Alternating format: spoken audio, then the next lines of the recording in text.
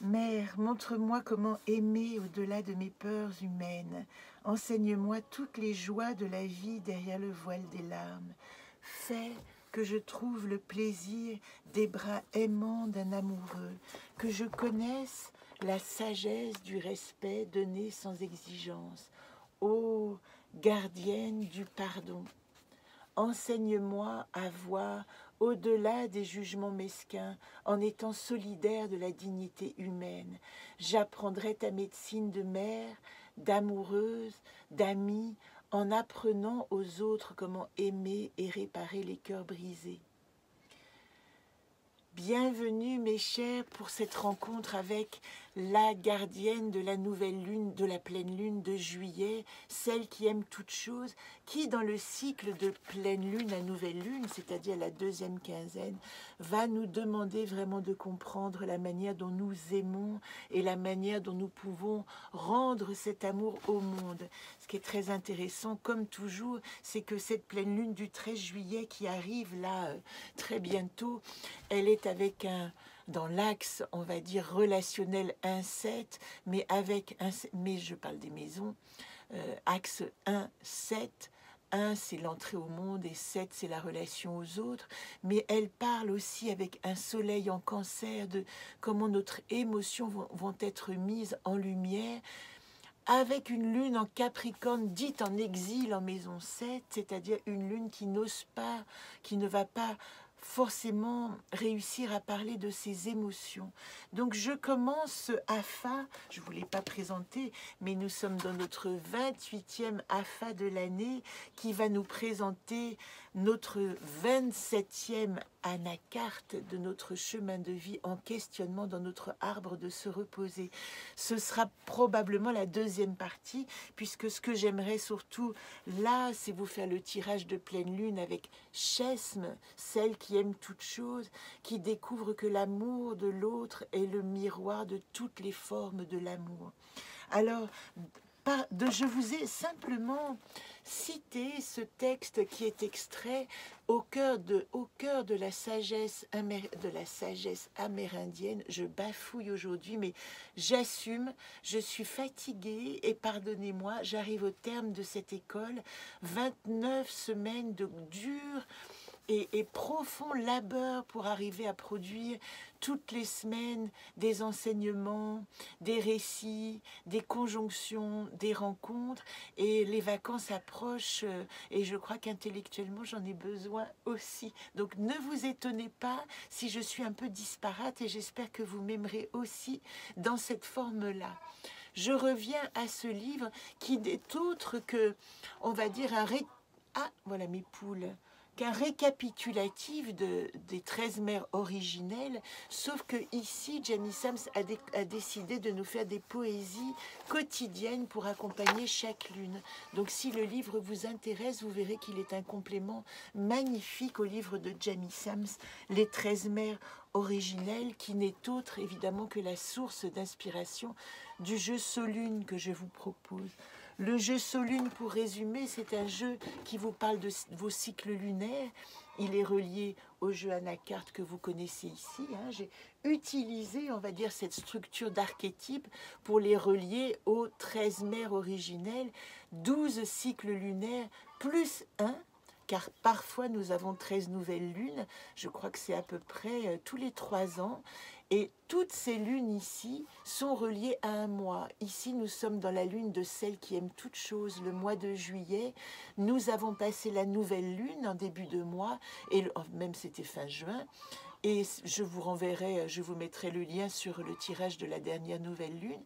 Là, nous sommes dans la pleine lune.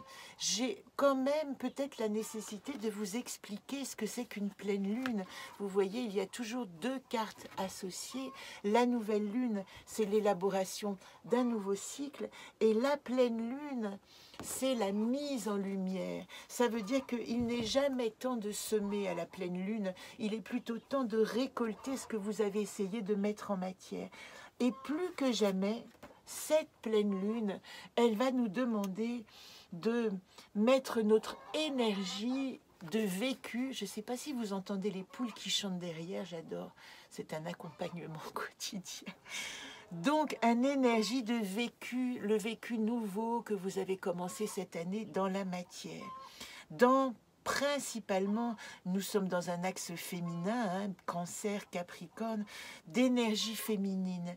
Nous sommes à un moment de mûrissement et peut-être qu'il est nécessaire en ce moment d'activer plutôt votre foi en l'épanouissement de notre énergie humaine plutôt que de laisser la parole aux mauvais coucheurs et à ceux qui prêchent la fin de l'humanité et le désordre global.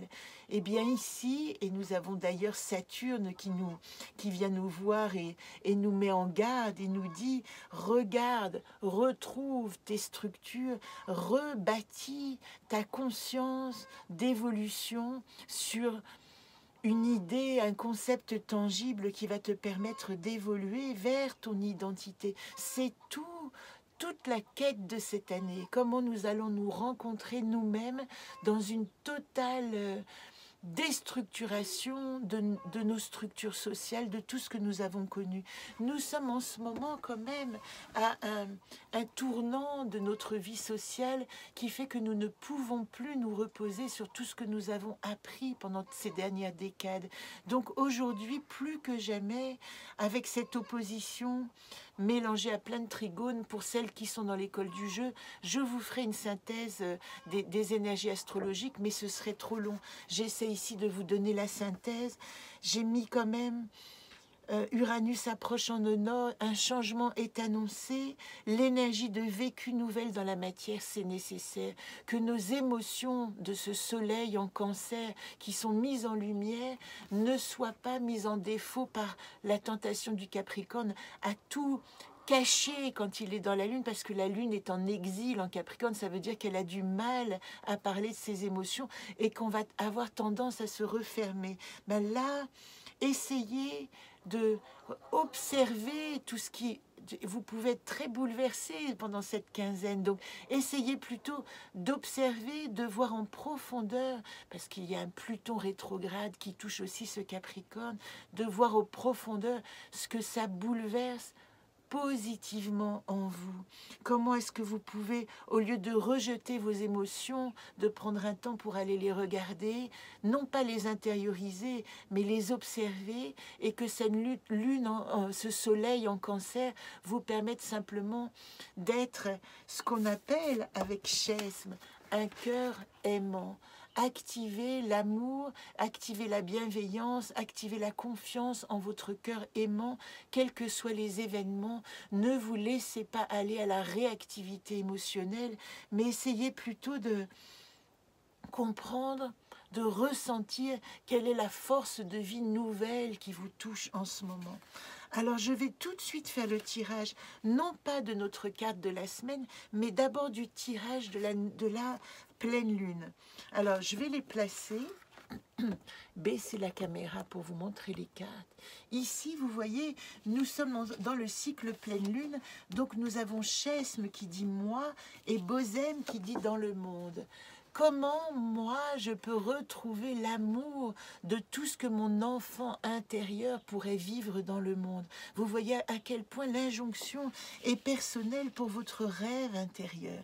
Ce mois-ci, ne vous laissez pas prendre par vos émotions, mais au contraire, laissez-les se disperser pour que votre enfant intérieur puisse voir où est-ce qu'il va pouvoir toucher l'essence de son rêve et le réaliser et le mettre dans la matière.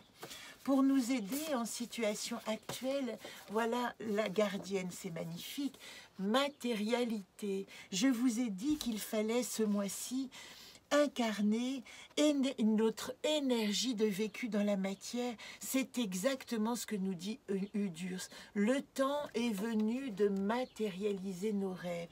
Ce mois-ci, concentrez-vous sur la manière de comment dire, non même pas fertiliser, mais de les planter vos rêves dans le terreau qui va leur permettre de vivre. C'est ça qui compte avec Solune.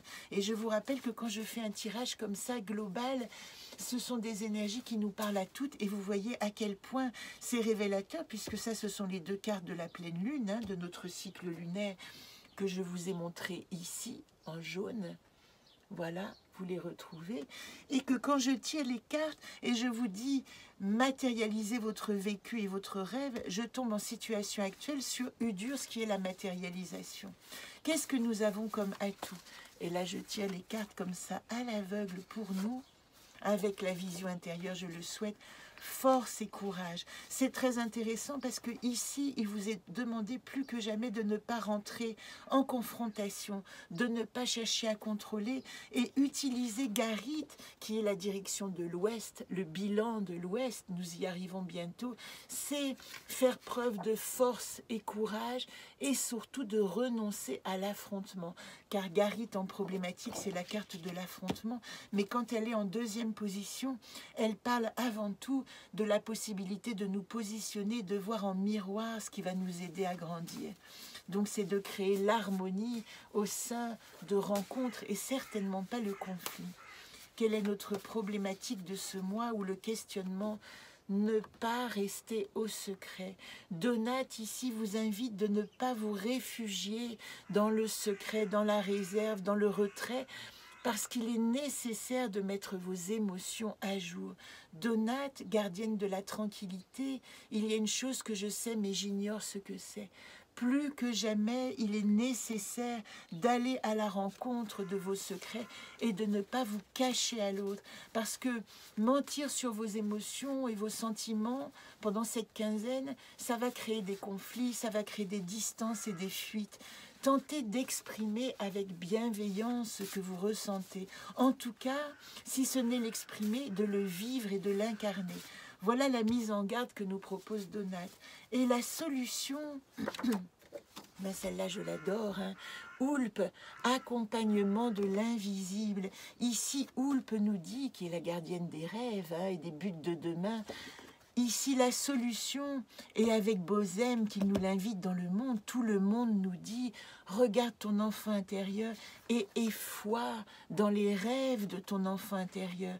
Dans les rêves, si vous avez fait votre mission d'âme, comme je vous les ai proposé la semaine dernière, allez regarder comment votre enfant intérieur est capable de vous parler de votre mission d'âme et de vous dire, regarde, partout dans le monde, où sont les pistes pour réaliser? Quel est votre vœu le plus profond de réalisation? C'est la quinzaine pour vous pencher sur cette vérité, avoir confiance en vous, ne pas activer le bouleversement extérieur en laissant vos émotions se déverser. Dans le cancer, nous sommes toujours pleins d'eau et pleins de larmes et pleins d'agitation émotionnelle. Tentez de juguler cette émotion en allant regarder à l'intérieur ce que vous avez à... Où est-ce que vous allez ouvrir le siphon pour laisser évacuer ces émotions sans les déverser sur les autres. Alors je termine, évidemment, je vous rappelle que nous avons rendez-vous demain, je vous mets le lien Zoom gratuit, c'est une rencontre gratuite, à partir de 19h30 pour venir nous rencontrer.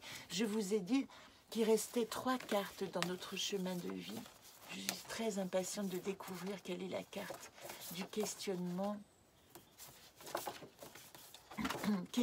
de l'arbre de se reposer.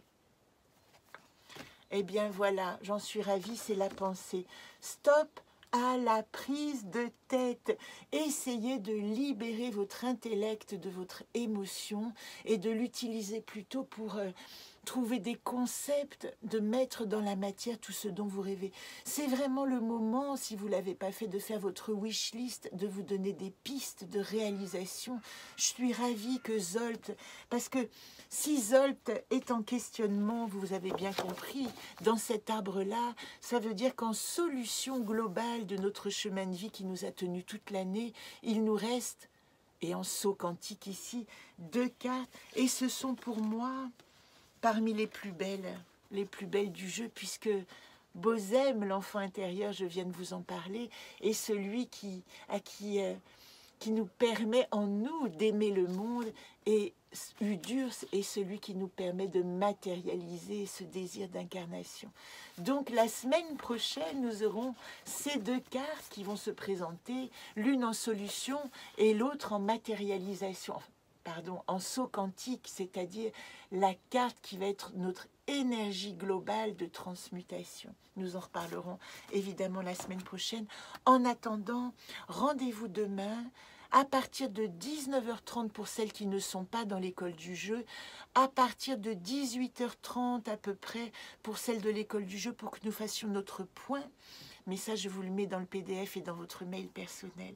Je vous souhaite une magnifique semaine. N'oubliez pas d'incarner dans le monde tout ce que vous aimez et de chérir vos émotions au lieu de vous laisser vous perturber par elles. Bonne semaine.